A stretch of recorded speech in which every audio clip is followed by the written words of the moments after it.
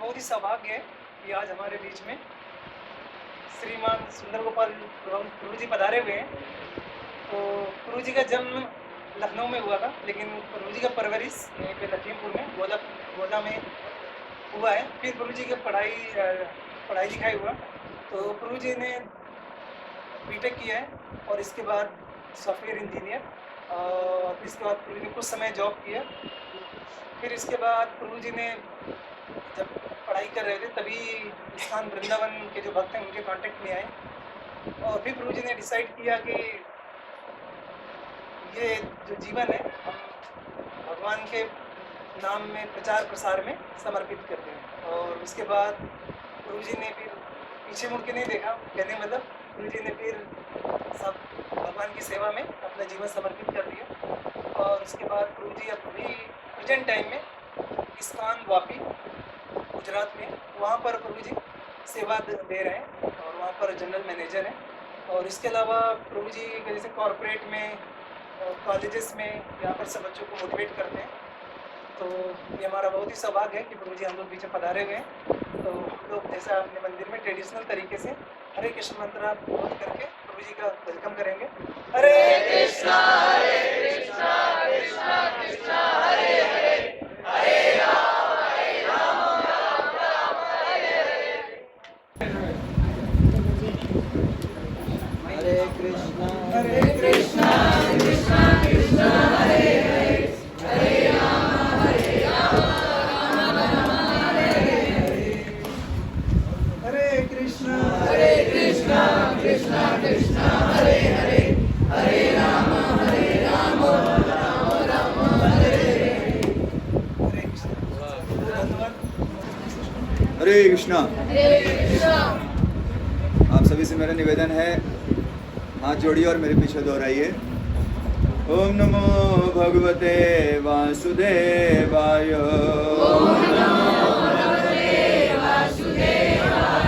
ओम नमो भगवते वासुदेवाय। ओम नमो भगवते वासुदेवाय।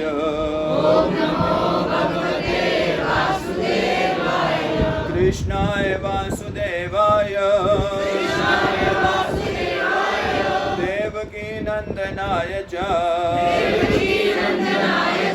नंद गोप कुमाराय गोविंदाय नमो नमः। गुरुवे गौरचंद्राय राधिकाय तदालये कृष्णाय कृष्ण भक्ताय तद्भक्ताय नमो नमः। जय श्री कृष्ण चैतन्य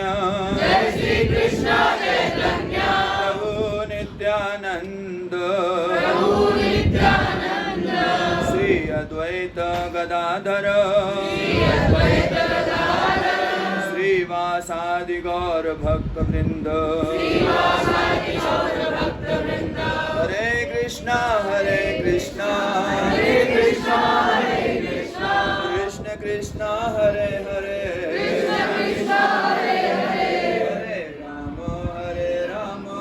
हरे राम राम हरे हरे।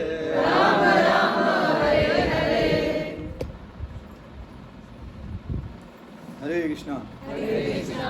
आप लोगों को, इतने सारे लोगों को उपस्थित देख के मुझे इतनी प्रसन्नता का अनुभव हो रहा है, वो भी लखीमपुर खीरी में, बता नहीं सकता हूँ। बहुत आनंद का अनुभव हो रहा है, इतने सारे भक्त जुड़े हुए हैं। हम लगभग 10 साल पहले गुजरात गए थे 2012 में, और इस्कॉन मंदिर से कनेक्ट हुए थे 2009-10 में। तो सोचा भी नहीं था, एक्चुअली यहाँ पे तो कोई जानता भी नहीं इस्कॉन के बारे में, पहले 10 साल पहले की बात है। और 10 साल के अंदर इतना विकास सुनील मुकुंद प्रभु के कारण कहें, मतलब उनका भी है, बाकी कई भक्तों का प्रयास रहा। तो इतना सुंदर यहाँ पे सेंटर, इतना बड़ा सेंटर, इसमें 50 भक्त बैठ सकते हैं, ऐसा मतलब जो सेंटर है वहाँ पे ऐसे बहुत कम ही सेंटर हैं जिसमें ऐसी व्यवस्था रहती है। तो आप सभी लोग वास्तव में धन्यवाद के पात्र हैं कि इतना अच्छी व्यवस्था किया और आप लोग यहाँ पे कथा सुनने के लिए आते रहते हैं। एक बार आप सबके लिए हरे कृष्णा महामंत्र हम बोलना चाहते हैं, साथ में बोलते हैं। हरे कृष्णा कृष्णा कृष्णा हरे हरे, हरे राम राम राम हरे हरे। तो मैं काफ़ी नर्वस हूँ आज, क्योंकि मेरे फैमिली मेंबर बहुत सारे बैठे हुए हैं। उनके सामने हमने कभी प्रवचन नहीं किया, सुना उनसे बहुत, सीखा, पूरा जीवन उनसे सीखा। तो अगर कुछ गलती हो जाए, भूल चूक हो जाए तो माफ़ करेंगे आप लोग। हरे कृष्णा। तो बहुत हर्ष का अनुभव, हर्ष की बात है कि यहाँ पे 24 तारीख को इतना सुंदर सेंटर कपूर इंडस्ट्रीज़ की तरफ से हम लोगों को मिला, और भविष्य में उत्तरोत्तर वृद्धि हो, प्रगति हो मंदिर की, ऐसी हमारी इच्छा है। भगवान से ऐसी प्रार्थना है। श्रील प्रभुपाद ने जिस प्रकार पूरे विश्व में प्रचार किया, जब भी प्रभुपाद जी के पहले, जब भी प्रभुपाद जी विदेश नहीं गए थे, प्रभुपाद जी आप लोग जानते हैं सब लोग, जब वो विदेश नहीं गए थे तब तक लोग यही सोचते थे कि चैतन्य महाप्रभु ने पहले कहा था एक बार कि पृथ्वी दी आँचें नगरादि ग्राम सर्वत्र प्रचार है भी मोर नाम, पूरी पृथ्वी पे मेरे नाम का प्रचार होगा। तो लोग सोचते थे पृथ्वी मतलब केवल भारत, भारत के बाहर कौन सुनेगा भगवान के नाम के बारे में। लेकिन श्रील प्रभुपाद 70 साल की अवस्था में जलदूत जहाज के द्वारा विदेश गए, और वहाँ पे जाके उन्होंने प्रचार किया, और कितने सारे विदेशी भक्तों को उन्होंने शुद्ध भक्त बना दिया, विदेशी लोगों को। हम लोग नियम बताते हैं कि नशा नहीं करना चाहिए, जुआ नहीं खेलना चाहिए, मांस नहीं खाना चाहिए, सब नियम बताते हैं, और उन लोगों का तो यही जीवन ही था। उनको बोलो कि मांस नहीं खाना, तो कहीं खाएं क्या फिर? उनका प्रश्न खाएं क्या? उनको बोलो भाई ये नशा नहीं करना चाहिए, अरे तो जीवन जिएंगे कैसे? उनको ऐसा लगता था कि जीवन संभव ही नहीं है। ऐसे हम लोगों को भी कभी कभी मिल जाते हैं, इंडिया में भी मिल जाते हैं ऐसे लोग। एक व्यक्ति हमें ट्रेन में मिले तो बोल रहे थे अगर बकरे वकरे नहीं खाएंगे तो इनकी जनसंख्या बहुत बढ़ जाएगी। आपको क्या टेंशन है यार, आप अपनी जनसंख्या कम रखो। ऐसे लोग बढ़ेंगे तो दिक्कत हो जाएगी। तो ऐसा प्रभुपाद जी ने वहाँ पे जाके जो प्रचार कार्य किया, तो वैसे ही मुझे भी लगता था लखीमपुर में कैसे होगा, इधर नहीं हो पाएगा। फिर भी प्रभुपाद जी की कृपा है, भगवान की इच्छा है, और यहाँ पे सेंटर हो गया। तो आज मैं कुछ थोड़ा इनिशियल कुछ बेसिक चीज़ें हम लोग चर्चा करने का प्रयास करेंगे। कोई बहुत हाई फाई चीज़ें नहीं चर्चा करेंगे, जितना मुझे आता है उतना ही करेंगे। तो आपको पता है 4 तरीके के लोग होते हैं इस संसार में। एक बार एक व्यक्ति था, उसने 4 मूर्ति बनाई। तो 4 मूर्ति बनाई, वो मूर्तियाँ जो मूर्तियाँ थी उसका रेट अलग अलग था चारों का। चारों दिखने में बिल्कुल एक जैसी थी, लेकिन उनका रेट अलग अलग था। पहली मूर्ति की कीमत थी 1 रुपया, दूसरी मूर्ति थी 10 रुपये की, और तीसरी थी 20 रुपये की, और चौथी थी 5000 रुपये की। पहली, दूसरी, तीसरी, चौथी। अब देखने में बिल्कुल एक जैसी लग रही थी। तो कई सारे ग्राहक आ रहे थे और वो उनसे पूछ रहे थे भाई रेट ऐसा क्यों है, फिर कंफ्यूज होके चले जा रहे थे। तो फिर क्या हुआ, एक आदमी आया, उसने कहा मुझे एक लोहे का तार दो। तो उन्होंने लोहे का तार दिया जो मूर्ति बेच रहा था। तो उसने लोहे के तार को मूर्ति के कान में डाला, तो घुसा ही नहीं। पहली मूर्ति को कितने रुपए की थी? 1 रुपये। उसमें घुसा ही नहीं। फिर दूसरी मूर्ति में डाला, तो इधर से डाला, इधर से निकल गया। और तीसरी मूर्ति में डाला तो यहाँ से डाला और मुंह से निकल गया। और जो चौथी मूर्ति थी उसमें यहाँ से डाला तो वो यहाँ तक गया। तो फिर उसने कहा कि ये मूर्ति का रेट जो है बिल्कुल वाजिब है, चौथी मूर्ति 5000 रुपये की ही है। अब आप कहेंगे इससे मतलब हम लोगों को क्या लेना देना है? हाँ? तो पहले तरीके के लोग होते जिनके कान में कुछ जाता ही नहीं है। पहले तरीके के लोग ऐसे होते हैं जिनके कान में, आप इधर उधर मत देखिए, हम ही लोगों में से हैं। ऐसा मत सोचिए कोई बाहर का है, नहीं, हम ही लोगों में से है। उनमें क्या होगा, जाएगा ही नहीं, कुछ भी उनको बोल दो, उन पे कोई फर्क पड़ने वाला नहीं। और दूसरे तरीके के लोग होते हैं, कहते हैं प्रभु जी यहाँ से सुनो और यहीं निकाल, लेके महीन नहीं जाना है, लेके चले जाओ दिक्कत हो जाएगी। तो एक दुकानदार थे, मारवाड़ी थे, वो कथा सुनने रोज जाते थे। ये 10 रुपये वाली मूर्ति का है। तो कथा सुनने रोज जाया करते थे, कथा में बैठते थे और उनका लड़का उस समय दुकान पे बैठता था। तो उनका गल्ले की दुकान थी, गेहूँ चावल इत्यादि बेचते थे। तो एक दिन ना लड़का जो था उसको कुछ रेट नहीं मालूम था, तो रेट पता करने के लिए वो कथा में आ गया। कथा में उनके पिताजी बैठे हुए थे, तो पिताजी से रेट पूछा। उस समय कथा चल रही थी, गाय की महिमा पे कथा चल रही थी कि गाय कितनी महान है, गाय की सेवा करना चाहिए हमको, हाँ गाय हमारी माँ है। ये बच्चे ने सुना और ये वापस गया दुकान पे, तो देखा कि गाय माता जो है दुकान पे खड़ी है और हमारे जो गेहूँ चावल है उसको आराम से खा रही है। इसने कुछ बोला नहीं, आराम से गाय की सेवा कर रहे हैं, इसने कुछ बोला नहीं। और पिताजी उधर कथा में बैठे हुए थे वो उठ के भाग के आए, डंडा लेके आए और गाय को मार के भगा दिया। तो इसमें लड़के ने पूछा, पिताजी आप कथा सुन रहे थे, उधर बताया जा रहा था गाय की महिमा के बारे में और आप गाय को ही मारने लगे। बोले बेटा वो वहीं, हाँ वो इधर नहीं लाने का, वो दुकान पे नहीं लाने का, वो जिधर सुना उधर ही छोड़ के आओ। तो कुछ ऐसे लोग रहते हैं, वो सुनेंगे। कई लोग हमको बोलते हैं कि अरे प्रभु जी पूरे दिन कथा सुनते हैं, पूरे दिन वो चैनल आज कर लेते हैं। कौन सा चैनल है, नाम भी भूल, आस्था और ये और संस्कार चैनल, पूरे दिन उसको देखते। अभी उसमें वो क्या क्या बोलते हैं वो चलो सुनना, मतलब उसको फॉलो करना पालन करना तो बहुत दूर की बात है। वो सुनते रहते हैं, ये अपना सब्जी कटिंग कर रहे हैं ये कुकिंग कर रहे हैं, वो चलता रहता है, तो उससे कोई फायदा नहीं। तो एक पंडित जी थे, वो कथा किया करते थे। तो कथा में वो बहुत व्याख्यान में बहुत बताते थे कई चीज़ें, उसमें बहुत ध्यान देते थे। कहते लहसुन प्याज नहीं खाना चाहिए किसी को, लहसुन प्याज तमोगुणी है और भक्ति नहीं कर सकते, लहसुन प्याज नहीं खाना चाहिए, हर कथा में बोलते रहते थे। तो एक दिन क्या हुआ, उनकी जो पत्नी थी वो तो घर पे खाना बनाती थी, तो वो बेचारी कथा सुनने नहीं आ पाती थी। तो एक दिन पत्नी को उनके फ्रेंड ने बोला कि तुम भी चलो, इतनी बढ़िया कथा करते हैं महाराज जी, और क्या करो कथा सुनो चल के।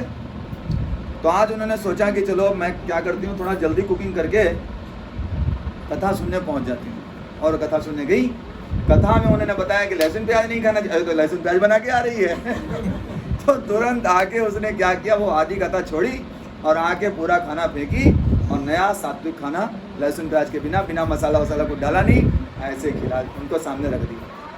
और पंडित जी ने जैसे एक और खाया उल्टी मार दी, बोले एक सब क्या बना के रखा है। तो उसने कहा कि आपने तो कथा में बोला था कि, बोले था वो कथा के लिए वो घर के लिए नहीं है। तो ये तीसरी प्रवृत्ति होती है, जिसमें क्या करते हैं लोग, सुनते हैं और बोल देते हैं लेकिन उसका पालन नहीं करते। लेकिन चौथी प्रवृत्ति उन लोगों की है जो उसको सुनते हैं और उसको अपने जीवन में धारण करते हैं। तो हमें कौन सा बनना चाहिए, पहली मूर्ति ना, दूसरी, तीसरी, चौथी मूर्ति बननी चाहिए। ठीक है, तो अभी हम देखेंगे कि कौन कौन चौथी मूर्ति बन जाएगा आज के बाद पता चल जाएगा। ठीक है, तो एक बार एक राजा था। जो राजा था उस ध्यान से सुनिए, बच्चे लोग बेचारे ऐसे ही कर रहे हैं, थोड़ी देर के लिए 20-30 मिनट 25 मिनट। तो एक राजा था, उस राजा की 4 पत्नियां थी। पहले राजा कई सारी पत्नियां रखते थे, तो 4 पत्नियां में एक पत्नी जो सबसे बड़ी थी, राजा उससे बिल्कुल प्रेम नहीं करता था, सबसे बड़ी थी। फिर उससे छोटी वाली थी, उससे थोड़ा बहुत कभी कभी कुछ गिफ्ट ला के दे देता था, वैलेंटाइन डे पे हैप्पी वैलेंटाइन कर देता था और करवा चौथ मना लेता, थोड़ा बहुत ज़्यादा नहीं, 2-3 तिथियाँ। और फिर एक उससे छोटी बीवी थी, उस पर थोड़ा ज़्यादा ध्यान देता था, उसको पर डे ख्याल रखता था। और एक जो सबसे छोटी बीवी थी उसको सबसे ज़्यादा प्रेम करता था, हर समय उससे बात करता था, उससे सारी चीज़ें उससे शेयर करता था। इस तरीके से चारों थे। तो धीरे धीरे क्या हुआ, राजा के मरने का समय आ गया। अभी राजा कहाँ पे है, बेड पे पड़ा हुआ है, डेथ बेड पे मरने वाला है। तो राजा ने तुरंत पुकारा अपनी पत्नी को। किसको पुकारा, कौन सी पत्नी को, जिसको सबसे ज़्यादा प्रेम करता था। उससे बोला मैं जा रहा हूँ, तुम मेरे साथ चलोगी।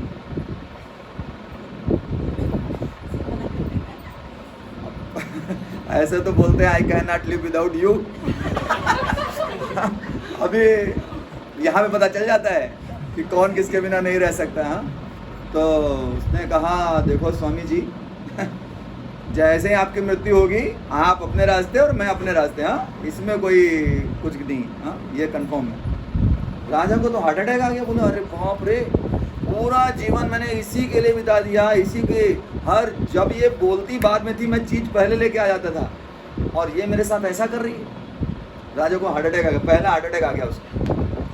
3 में मरता है ना आदमी, 4 में मरता है, कम मरता है नहीं, मुझे मैं डॉक्टरी किया नहीं तो मुझे पता नहीं 3 में मर जाता है। तो पहला तो इधर आ गया उसको। अब इसने कहा दूसरी वाली से चांस बाकी है, उसको भी काफ़ी मैं सपोर्ट किया हूँ तो शायद वो मेरा साथ जो है इस समय पे दे दे।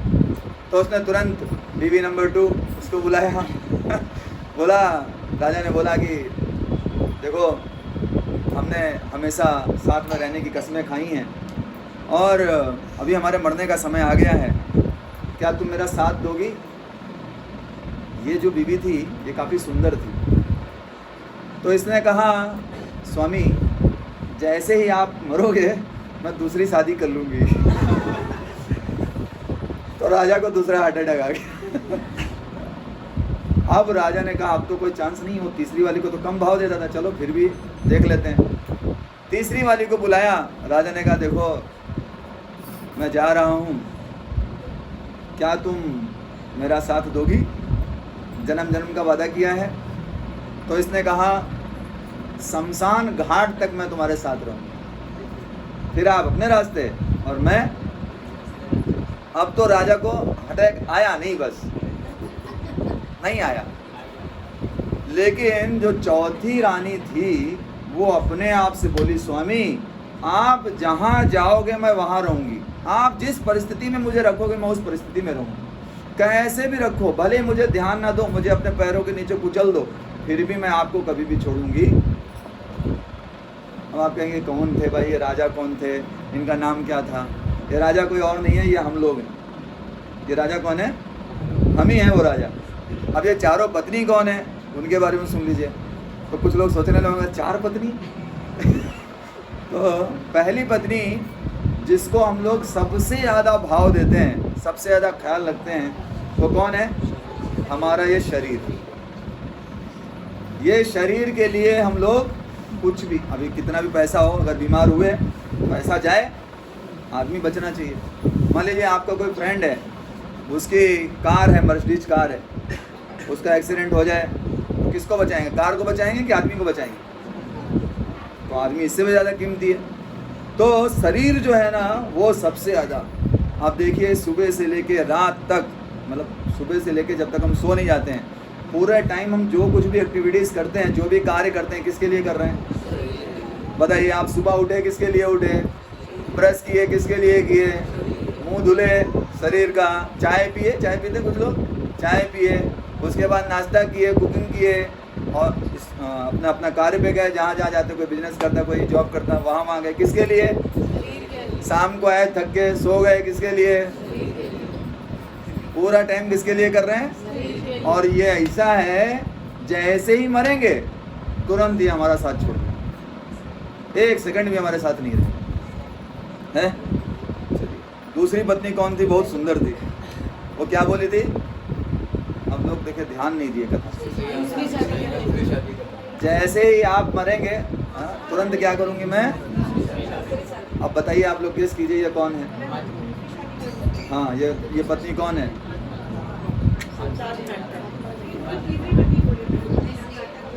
नहीं, दूसरी हमारी संपत्ति, हमारे पास जितना धन है ना, जितनी संपत्ति है, ये शादी इसकी किससे हो जाएगी? अपने आप, मुझे कुछ करना नहीं पड़ेगा। नॉमिनी भरते हैं ना, जब अकाउंट खोलते हैं तो उधर लिखते हैं नॉमिनी, वो अपने आप उसके पास चली जाएगी, किसी उसको शादी करने के लिए कोई टेंशन नहीं लेनी पड़ेगी। तो जितनी धन संपत्ति हमने कमाई है वो सारी की सारी क्या हो जाएगी? अपने आप, कुछ नहीं करना, मरेंगे वो अपने आप दूसरे से शादी उसकी। तो कितनी भी धन संपत्ति कमा लीजिए, अगर उसको इधर खर्च नहीं किया तो मान लीजिए अगले जन्म में कुत्ते का जन्म मिला और आपको अकाउंट नंबर भी याद है आपका और पहुंच गए अपनी बैंक में कि भाई हमारा ये है, खाता यहाँ पे है, वो तो 1 रुपया नहीं देगा, 1 रुपया नहीं देगा और जेल में और डलवा देगा और पत्थर मारेगा। तो ये संपत्ति सारी यहीं रहने वाली है। जितनी पढ़ाई लिखाई किया, वो सब यहीं रह जाएगा, कुछ नहीं जाएगा साथ। फिर तीसरी पत्नी थी, वो क्या बोली थी, कहाँ तक जाऊंगी मैं? शमशान घाट तक आपके साथ जाऊंगी। वो हैं हमारे रिश्तेदार। ये लोग जो हैं वो लोग क्या करेंगे, शमशान घाट तक बोलेंगे, क्या बोलते हुए जाएंगे, राम नाम सत्य। अच्छा, ये राम नाम सत्य है, ये बात तो पक्की है, इसमें तो कोई डाउट, तभी तो बोल रहे हैं। लेकिन ये उसी दिन सत्य है कि बाकी दिन भी सत्य रहता है? ये राम नाम सत्य जो है ये केवल उसी दिन के लिए सत्य है जिस दिन अर्थी पे जा रहे होते हैं, या बाकी दिनों भी सत्य है? कब के लिए सत्य होता है? सब दिन के लिए। लेकिन उस दिन क्या बोलते हैं, पूरे दिन तूने नाम नहीं लिया, कम से कम अब मरते मरते तो सुन ले राम का नाम, तो राम नाम सत्य करते हुए। और चौथी पत्नी कौन है? वो क्या बोली थी कि मैं हमेशा आपके साथ रहूंगी। वो है भगवान। आत्मा के साथ परमात्मा हर शरीर में रहते हैं। हम चाहे कुत्ते के शरीर में जाएं, चाहे पेड़ के शरीर में जाएं, चाहे कीड़ा बने मकोड़ा बने, भगवान हमेशा हमारे साथ, कभी साथ नहीं छोड़ते। और उस पत्नी की तरफ हम देखते ही नहीं, उसके बारे में हम कभी सोचते ही नहीं हैं। अच्छा, हम लोगों का कई बार हमको लोग मिलते हैं, ट्रेन में मिलते हैं या कहीं भी मिलते हैं, तो हमसे बोलते हैं महाराज कुछ जादू दिखाओ। आजकल वो बागेश्वर महाराज भी थोड़ा सब दिखा रहे हैं, तो हमसे भी एक्सपेक्ट करते हैं। 2-3 तरीके के लोग मिलते हैं। एक मिलते हैं हमको बोलते हैं महाराज हाथ देख लेते हो क्या? वो फ्री में अभी टाइम पास करना है तो चलो हाथें दिखा लें इतनी देर में। तो एक बार मैंने कहा हाँ देख लेता हूँ, दिखाओ। तो उन्होंने अपना हाथ दिया मुझे, मैंने कहा मरने वाले हो, तुरंत खींच लिया हाथ। मैंने कहा देखो ये बिल्कुल सच बात है। बाकी कोई ज्योतिष आपको बताए कि आपको लॉटरी लगने वाली है, हाँ आपके शादी होने, ये भले हो ना हो, ये कटु सत्य है, इससे कोई ना नहीं कह सकता। मरेगा तो आदमी जरूर कभी, हाँ उसको मरना ही है। तो कभी कभी ट्रेन में मिलते बोलते महाराज कुछ जादू दिखाओ। तो एक बार हमारी ऐसे बात होने लगी तो बोलने लगे भगवान, आप लोग भगवान भगवान हरे कृष्णा करते रहे, तो किधर है कृष्णा, दिखाओ। तो मैंने उनसे कहा भारत का प्रधानमंत्री कौन है? बोले नरेंद्र मोदी। ने दिखाओ। अगर नरेंद्र मोदी प्रधानमंत्री है तो ट्रेन में उसको बुलाओ, इधर खड़ा हो, मेरे सामने खड़ा होगा तो मैं मान जाऊंगा नरेंद्र मोदी प्रधानमंत्री। अरे तुम्हारे बाप का नौकर है क्या कि तुम बोलो वहां पे वो आ जाए? भगवान है तो तुम ऐसी क्वालिफिकेशन बनाओ कि तुमको नरेंद्र मोदी बुलाए, भाई प्रधानमंत्री बुलाए कि भाई आओ हमारे यहाँ, तब तुमको दिखेंगे। तो ऐसे ही तुम भी क्वालिफाइड हो जाओ तो भगवान तुमको देखने के लिए आए। अब तुम हो क्वालिफाइड नहीं, हाँ पुड़िया खा के हमसे बात कर रहे हो, बोल रहे हो कि हमको भगवान दिखाओ, भगवान है। अरे भगवान इतने ही से गिरे हुए तुमको दिखेंगे क्या? तो ऐसे लोग एक बार हमसे बोलने लगे कि कुछ हमको जादू दिखाओ। तो हमने कहा जादू वादू तो भैया हमको आता नहीं है, हम तो जादू हमें नहीं मालूम। लेकिन भगवान का जो भगवान की जो उन्होंने सृष्टि की है उसमें ज़रूर जादू देखने वाला है। अब अगर जादू आप लोगों को देखना है तो अपने इस शरीर को देखिए। हमारा जो शरीर है ये जादू से कम नहीं है। हम लोग इसमें अच्छा खासा दाल चावल सब्जी रोटी पूड़ी खाते हैं और इससे इस शरीर में अंदर जाके जहाँ जहाँ जो जो रिक्वायर्ड होता है विटामिन प्रोटीन ये वो सब निकल जाता है और रॉ मटेरियल जो खराब मटेरियल वो भी बाहर निकल जाता है। अब ऐसी कोई मशीन बढ़िया है बताइए? इसको बनाने में कोई बना सकता है? ये थोड़ी सी खराब हो जाती है तो कितनी दिक्कत आ जाती है लोगों को। तो ये अपने आप में अच्छा। हमने उनसे कहा कि दूसरा एग्जाम्पल समझिए। अभी हम लोग कहते हैं कि हमको अन्न कौन देता है? अन्न देने वाला कौन है? अन्नदाता। अन्नदाता कौन है? किसान, है ना, किसान अन्न देता है। तो जरा सोचिए, किसान जो है एक गेहूं लगाता है जमीन में, अब पेड़ निकल आता है गेहूं का। अब गेहूं में कितने गेहूं, उस पेड़ में कितने गेहूं निकलते हैं? अच्छा मुझे बताइए, इनपुट अगर एक गया तो आउटपुट एक आना चाहिए कि बहुत सारे आने चाहिए?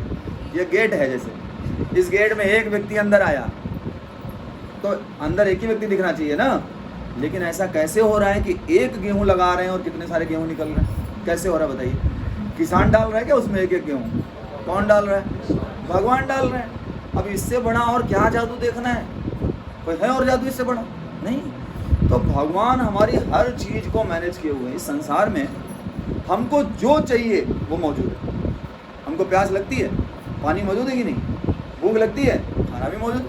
हर चीज़ की व्यवस्था इस संसार में भगवान ने करके रखी हुई है। ये तो छोड़िए, जब माँ के घरों में आते हैं, उसके बाद जब जन्म होता है बच्चे का, तो भगवान जानते हैं कि अभी ये रोटी दाल चावल सब्जी नहीं खा पाएगा, तो उसकी दूध की व्यवस्था भी भगवान करते हैं। इतना ख्याल रखते हैं। और उनको ही हमने बिसार दिया है, उनको क्या किया, छोड़ दिया, और बाकी लोगों के चक्कर में पड़े हुए हैं। कोई पत्नी के चक्कर में है, कोई बच्चों के चक्कर में है, कोई किसी के, कोई किसी के। तो इसलिए हमें क्या करना चाहिए, भगवान की शरण लेनी चाहिए। अब देखिए, भगवान की शरण लेने के लिए बहुत सारी संस्थाएं हैं और बहुत सारे प्रयास किए जा रहे हैं, लेकिन विश्वास मानिए, मैंने जो 12-15 साल में जो भी अनुभव किया है, जब से मैं थोड़ा सा जागरूक हुआ भक्ति के लिए, इस्कॉन से अच्छी संस्था कोई नहीं है। कोई भी संस्था ऐसी नहीं है जो इतना सिस्टमेटिकली प्रचार कर रही है। अभी जैसे यहाँ की मैं बात करता हूँ, मुझे जब मैंने ये सेंटर देखा तो मुझे वापी सेंटर की याद आ गई। हमारे अब शायद आई मौसी, तो उधर हमारा ऐसे एक बंगला था, हमने उसको 15,000 रुपये भाड़े में उस टाइम लिया था वापी में, और ऐसे इतने बड़ा हॉल था, ऐसे भगवान जी थे और वहाँ पे व्यवस्था चल रही थी। तो धीरे धीरे पहले प्रचार होगा, कई सारे भक्त जुड़ेंगे, फिर मंदिर बनेगा। मंदिर पहले बना दिया मान लो, उसके बाद अंदर घंटी बजाने वाला भी कोई नहीं है ना। मंदिर में चाहिए ना भक्त। मंदिर किससे है, भक्तों से है। मंदिर में भगवान जी तो आ जाएंगे, पर भक्त नहीं रहेंगे तो इस्कॉन वो कार्य करता है। जो बताइए, कानपुर से भक्तों ने इधर व्यवस्था किया कि यहाँ पे इतना सुंदर सेंटर डेवलप किया। ये सब बहुत सिस्टमेटिकली और बहुत, अगर आप फिलोसफिकली भी देखेंगे, हमारा जो दर्शन है वो भी देखेंगे, तो आप पाएंगे इससे अच्छी संस्था वास्तव में कोई नहीं। देखिए, भगवत गीता का प्रचार हम लोग करते हैं, मुख्यतः भागवतम और चैतन्य चैतामृत का भी करते हैं। भगवत गीता महात्म्य में एक श्लोक आता है, आप लोग मेरे पीछे दोहराइए। सर्वोपनिषदो गावो, सर्वोपनिषदो गावो, दुग्धा गोपाल नंदनः, दुग्धा गोपाल नंदनः, पार्थो वत्स सुधीर भोक्ता, पार्थो वत्स सुधीर भोक्ता, दुग्धं गीतामृतं महः, दुग्धं गीतामृतं महः। तो भगवत गीता के महात्म्य के बारे में बताया गया, भगवत गीता कितनी महान है। उसमें बताया गया है कि जितने भी उपनिषद हैं, वेद हैं, इन सारे वेद, उपनिषद, वेदांत सूत्र, इन सब की तुलना की गई है गाय से। सर्वोपनिषदो गावो, गाय, सारे उपनिषद क्या है, गाय के समान। अब गाय को दूध देना है मान लीजिए, तो गाय दूध कब देती है? हाँ, एक बार हमने पूछा हमारे वापी के भक्त से, बच्चा था, तो फिर बेटा पता है दूध कहाँ से आता है? बोला दुकान से आता है। दुकान, सच बात है, कुछ दिनों में यही हो जाएगा, उनको पता नहीं होगा कि दूध गाय देती है। ऐसी स्थिति आ रही धीरे धीरे। तो गाय दूध कब देती है?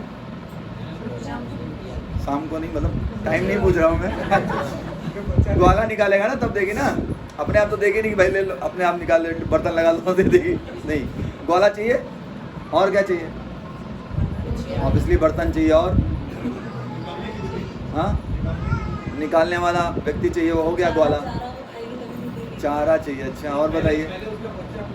यस, बछड़ा चाहिए। कौन चाहिए? बछड़ा भी तो होना चाहिए। तो सर्वोपनिषदो गावो और दोग्धा गोपाल, जो ग्वाला है वो कौन है? गोपाल है, कृष्ण है। अब ग्वाला कृष्ण है, वो क्या कर रहे हैं? सारे उपनिषद का सार निकाल रहे हैं। तो गाय का सार है गाय का दूध। बछड़ा चाहिए, बछड़ा कौन है? कौन है बछड़ा? बछड़ा यार, बछड़ा, वो तो ग्वाले हैं कृष्ण। बछड़ा कौन है? अर्जुन। बछड़ा कौन है? अर्जुन। तो अर्जुन है बछड़ा। अर्जुन को भगवान ने पहले पिलाया, उसके बाद अर्जुन को किनारे कर दिया। अभी वो दूध अवेलेबल है, इस्कॉन लखीमपुर के भक्त उसको पूरे लखीमपुर में बांट रहे हैं। अब आप उसको पीजिए, उसको क्या करना है? पीना है। व्यवस्था है पूरी, मंगल आरती है, दर्शन आरती है, संध्या आरती है, सोमवार सोमवार कथा का भी आयोजन किया। अभी हमको क्या करना है? क्या करना है? आना है इधर, कुछ नहीं, आना है, बस आना है, सम्मिलित होना है। अगर नहीं किए तो लॉस किसका होगा? हमारा। वो तो भक्ति कर ही रहे हैं, वो भक्त लोग तो कर ही रहे हैं भक्ति, हमारा लॉस होगा। तो सारे उपनिषदों का सार है भगवद गीता, और भगवद गीता का प्रचार हम लोग पूरे विश्व में करते हैं। आपको पता है सबसे ज़्यादा बिकने वाली जो बुक है, रिलीजियस बुक, वो कौन सी है? नहीं नहीं, सबसे ज़्यादा बिकने वाली जो रिलीजियस बुक है, नहीं, बाइबल है, और दूसरे नंबर पे भगवद गीता यथारूप। तो हमको पहले नंबर पे पहुंचाना है उसको, ऑब्वियसली पहुंचाना है, प्रयास चल रहा है, क्योंकि वो लोग बाइबल क्या वो ऐसे फ्री में बांटते हैं, तो बाइबल सबसे ज़्यादा बटी हुई है। तो हमें क्या करना है, उस भगवद गीता को लेना है और यहाँ पे सीखना है, उसको भगवद गीता को अपने जीवन में उतारना है। तो भगवद गीता को अपने जीवन में उतारने के लिए ऐसा नहीं है कि आपको लाल कपड़ा पहनना पड़ेगा, ऐसा नहीं है। या कोई कोई लोग बोलते हैं कि अभी नहीं, बुढ़ापे पे करेंगे। हम जहाँ पे रहते हैं गोला में, तो वहाँ पे पड़ोस में ही एक बाबा रहते थे, बड़े बड़े बूढ़े थे। तो हमसे एक दिन मिले, जब हम भक्ति में आ गए, उसके कुछ दिनों की बात है, हम जब घर आए थे तो हमसे मिले, बोले अरे भैया ये कहाँ कर लियो? क्या हो गया? तो कहें कि अरे ये सब बुढ़ापे पे काम है, अभय कहें। तो हमने कहा कि आप तो बूढ़े हो गए, आप तो हो गए बूढ़े, आप करते हो? तो बोले कहाँ भैया, राम बोलो तो आम निकलती है, राह निकलते ना है। तो जब राह निकल नहीं रहा है बुढ़ापे में, तो हमने उनसे कहा हम तो डूबे हैं सर, हम तुमको भी ले डूबेंगे, खुद तो किए नहीं और दूसरा जो कर रहा है उसको भी खींच रहे हो, तो उसको करने दो कम से कम। तो संसार में खींचने वाले बहुत लोग हैं।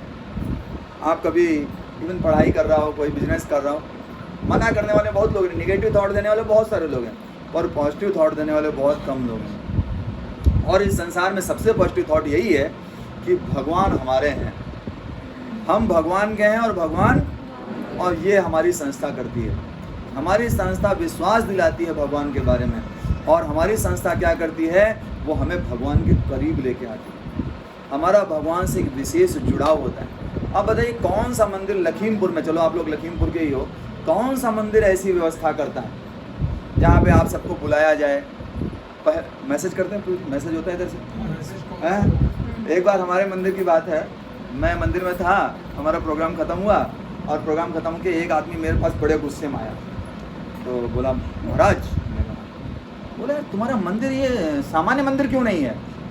मैंने कहा मतलब? बोला 3 लोग मिल चुके, बोला जब करो जब करो जब करो। और हम आया नहीं 2 हफ्ता, तो हमको मैसेज कर करके परेशान कर दिया, आओ आओ प्रभु जी आओ आओ। तो आपको मैसेज कर रहे हैं, आपको कॉल कर रहे हैं, आपके लिए व्यवस्था कर रहे हैं, और अभी आप सुन तो रहे ही हो, उसके बाद फिर प्रसाद का भी सेवन करेंगे। अच्छा बताइए और क्या चाहिए? अभी घर पे सप्लाई करना शुरू करेंगे? नहीं ना, तो फिर यहाँ पे आना पड़ेगा। आप आइए और बहुत सारे लोगों को जोड़िए, बहुत सारे लोग। ये आध्यात्मिकता एक ऐसी चीज़ है जिसकी इस समय सबसे ज़्यादा रिक्वायरमेंट है। आए दिन हम पढ़ते रहते हैं, हमको सुनने में मिलता रहता है कि कई सारे बच्चे आत्महत्या कर रहे हैं।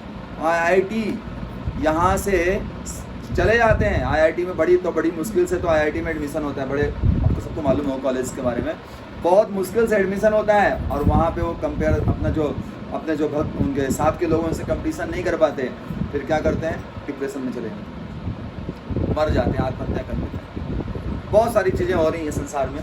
तो ये सबसे बचाता है, क्या बचाएगा पता है? ज्ञान आपको बचाएगा। तो ज्ञान कहाँ मिलेगा?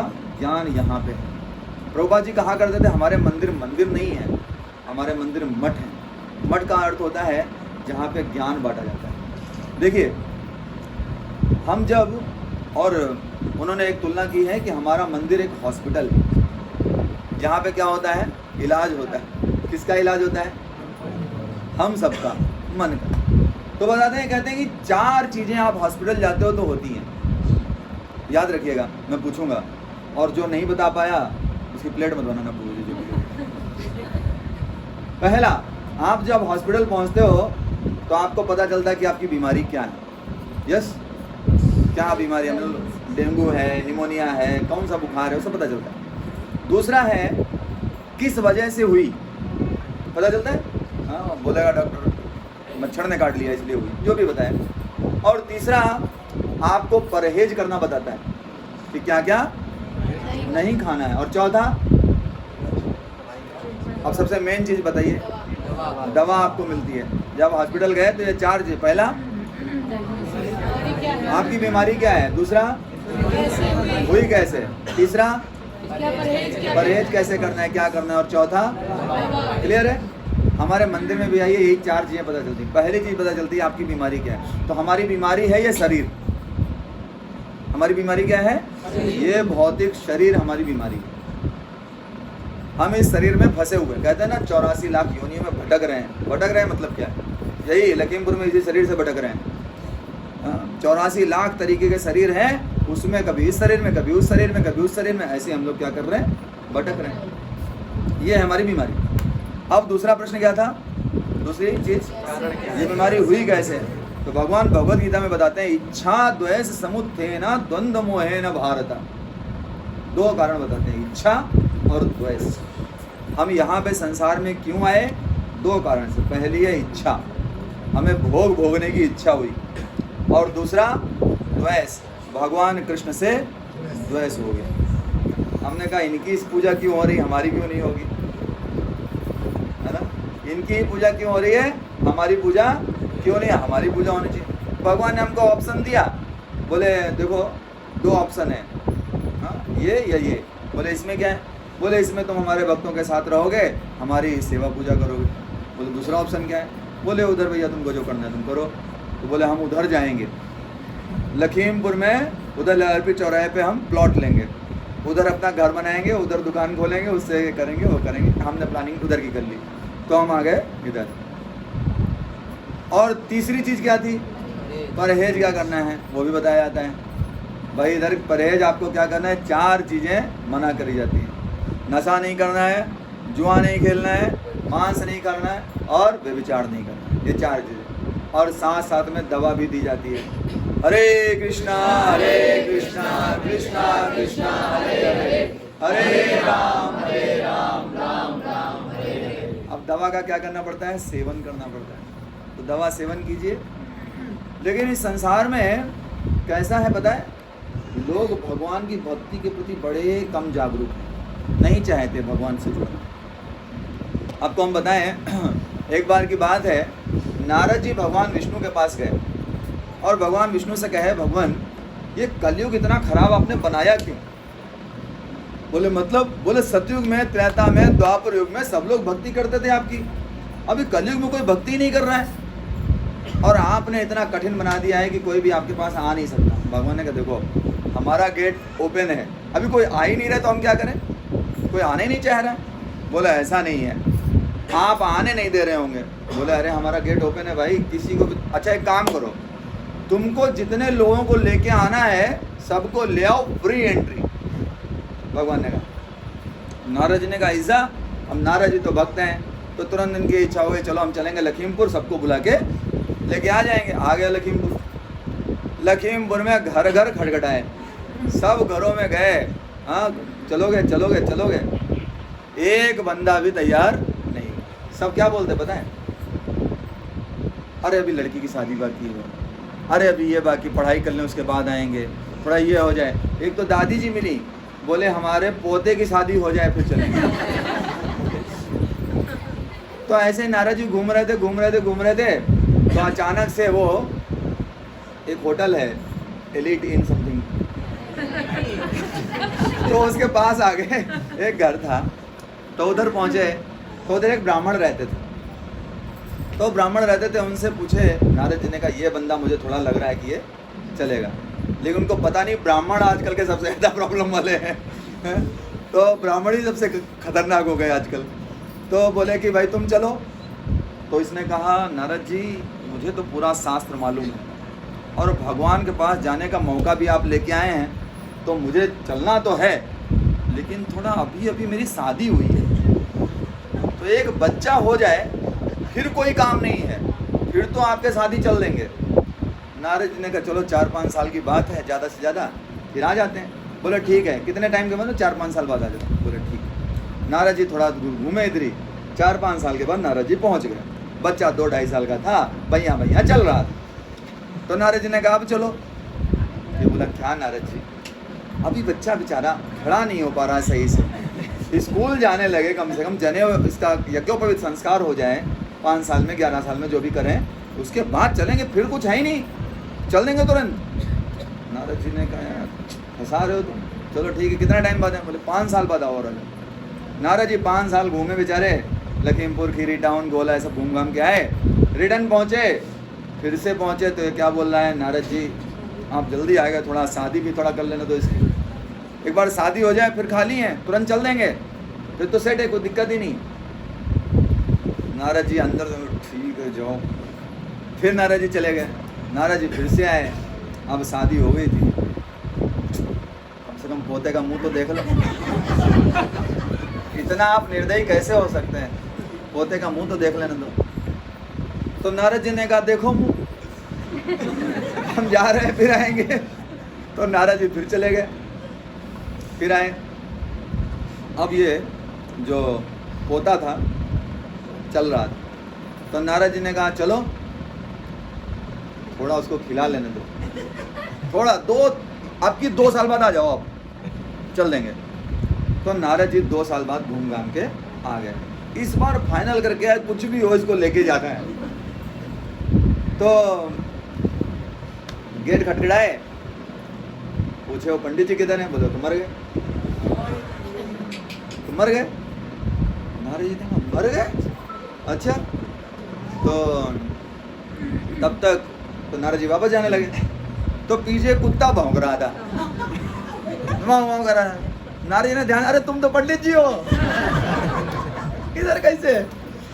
बोले नारद जी वो क्या मैं इतना पारिवारिक आकर्षण में इतना बंधा हुआ था तो कुत्ते का जन्म मिला, क्योंकि कुत्ता जो होता है अपने घर की रक्षा करता है ना।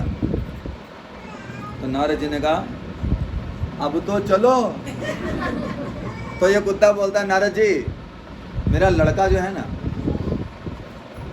बड़ा लापरवाह है, घर खुला छोड़ के चला जाता है, रात में भी बंद नहीं करता।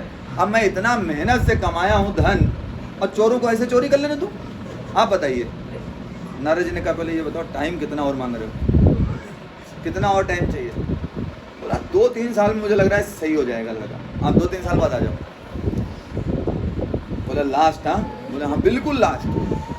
नारद जी 2-3 साल के बाद रिटर्न आए, तो गेट पे कुत्ता दिखाई नहीं दिया। नारद जी ने खटखटाया, लड़का निकला बाहर। बोले कुत्ता तो मर गया? तो कुत्ता भी मर गया? बोले हाँ। तब तक नाली से कीड़े की आवाज है, Narad ji I am here, Narad ji, ओ नारद जी। नारद जी ने कहा कहाँ से आवाज आई? देखा अरे उधर क्या कर रहा है? वही था। तो नारद जी ने कहा अब तो चलो। तो कह रहा है क्या है नारद जी, मेरा जो लड़का है ये इतना खाना वेस्ट करता है पूछो मत, सब नाली में बहा देता है, हम वही खा खा के जी रहे हैं। नारद जी ने उसको उठाया, हाथ में रखा और जबरदस्ती पहुंच गए भगवान के पास लेके उसको। अब अपने आप से तो आ नहीं रहा था, तो उसको लेके जबरदस्ती भगवान के पास पहुंच गए।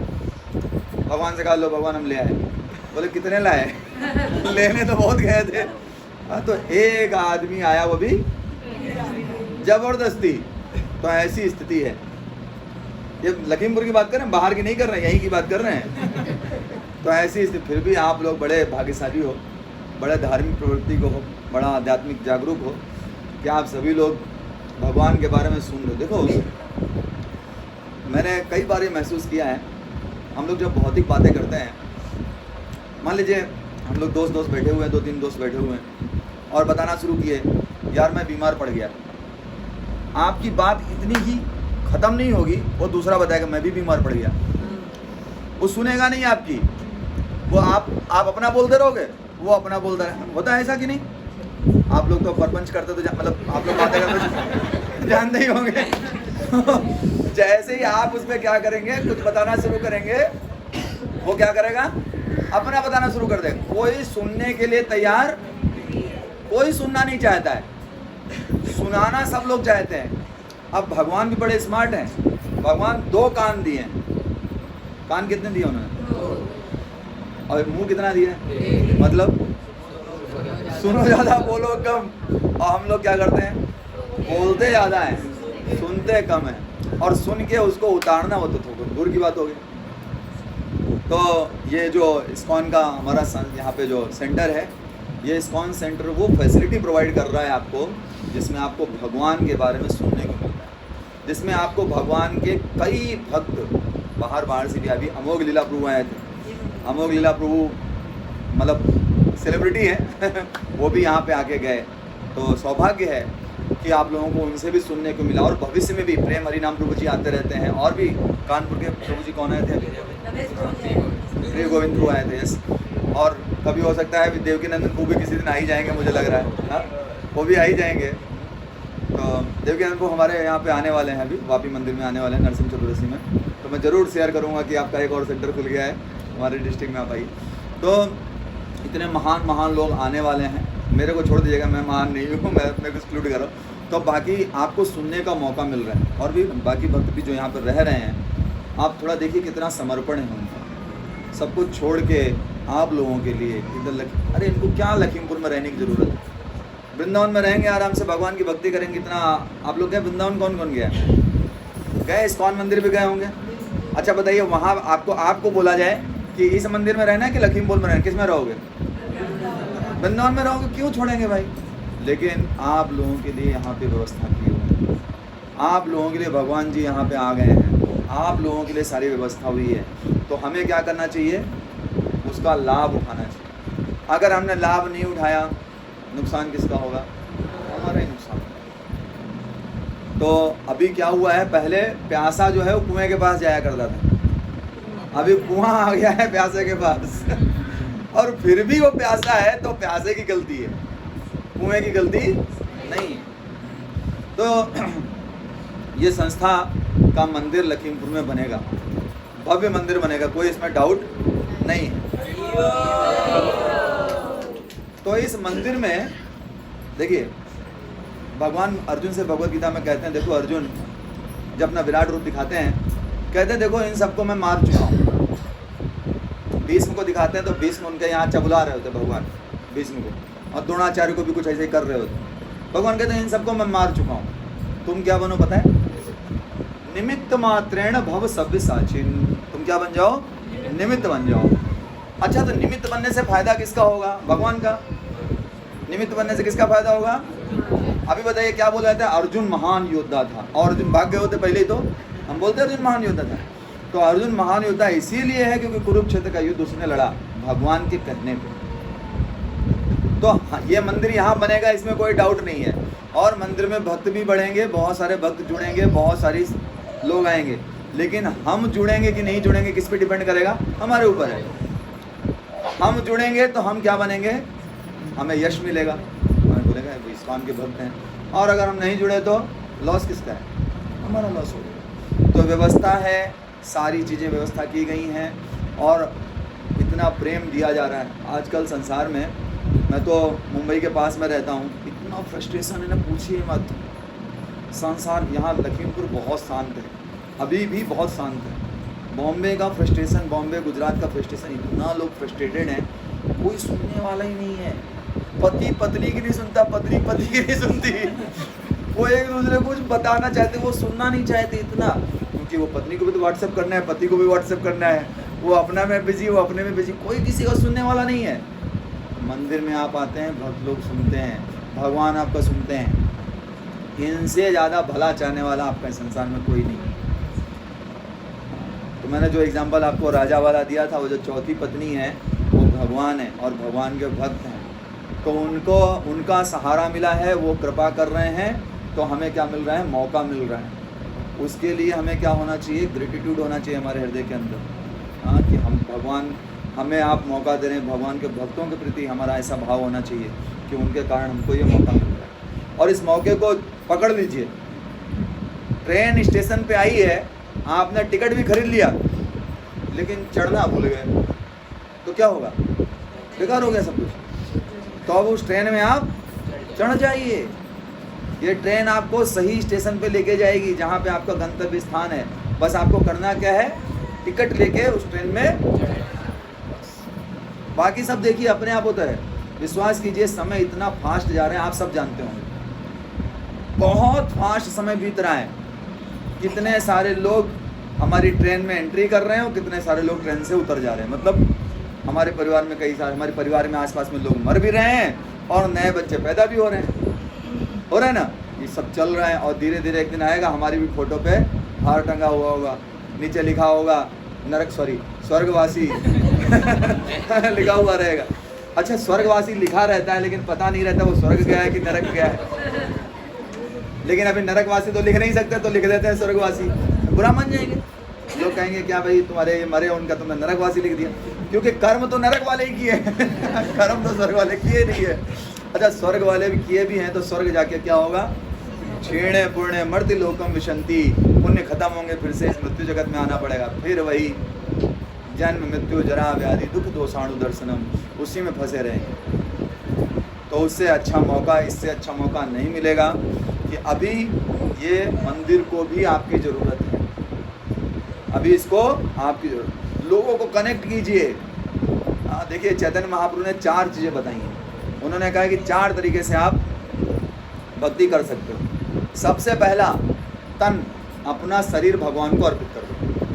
तो बोलेंगे प्रभु जी नहीं हो सकता, हाँ वो तो कुछ लोग हैं जो मंदिर में रहने लगते हैं, हम थोड़ी रह सकते हैं मंदिर में, कोई दिक्कत नहीं है। दूसरी चीज़ भगवान बोलते हैं बुद्धि को भगवान को अर्पित कर दो। आप बुद्धिमान हो, आप प्रचार करो, भगवद गीता का प्रचार करो, क्लास लो, लोगों को, यहाँ कॉलेजेस हैं बहुत सारे, उन जाके उधर जाके प्रचार करो, नए नए लोगों को जोड़ो, प्रचार करो, वो करो।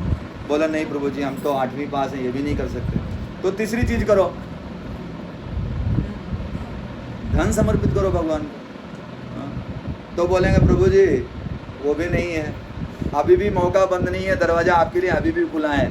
अच्छा बोलो, क्या करो, ये मत बोलो कि इस्कॉन का पैसा विदेश जाता है नहीं जाता भाई, कुछ नहीं जाता, यहीं रहेगा, कहीं नहीं जाने वाला है। हाँ, तो अच्छा बोलो, इस्कॉन अच्छी संस्था है, आप भी आओ, भगवद गीता का प्रचार करते हैं, अच्छे भक्त हैं, ये तो फ्री है, इसमें कुछ जाता है?